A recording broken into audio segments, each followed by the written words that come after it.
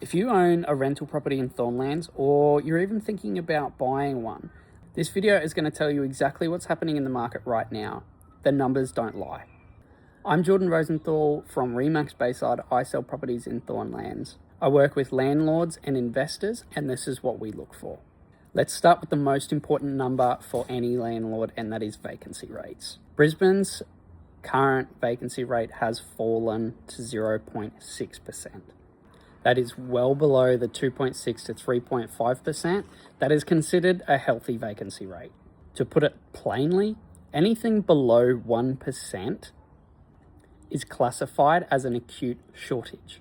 Basically what that means, if your Thornlands property is vacant right now, there's something wrong because tenants are still lining up.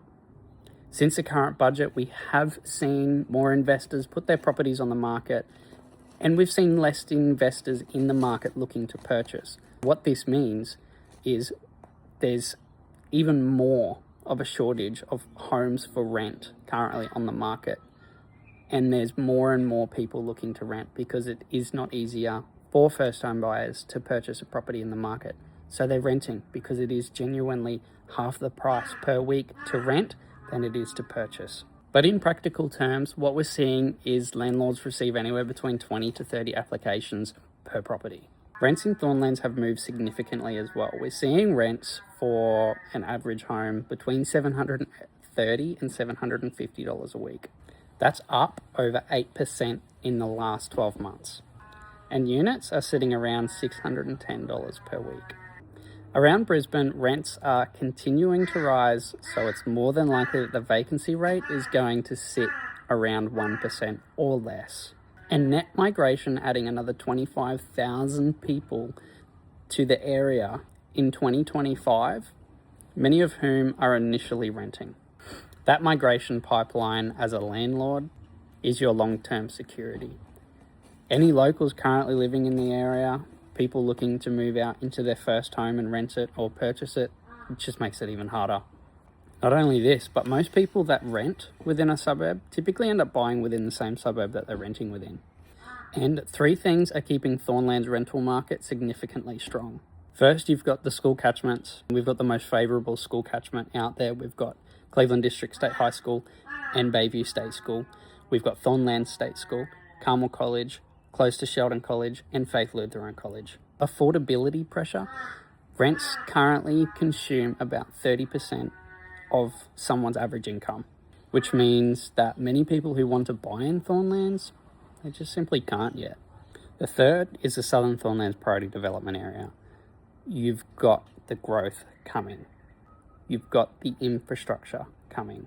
This is not only going to bring more people to the area, but it's going to bring more jobs to the area as well.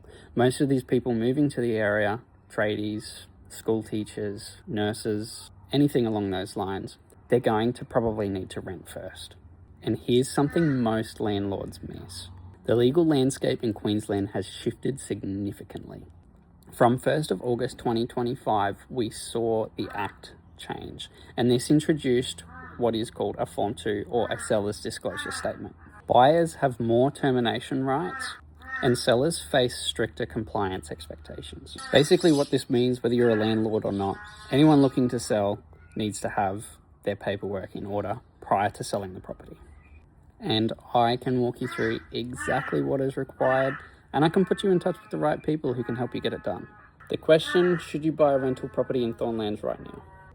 Rental yield in Thornlands currently sits at about 3.6%, far from the highest in Queensland, but that's not why you purchase a property in Thornlands. You're buying for capital growth.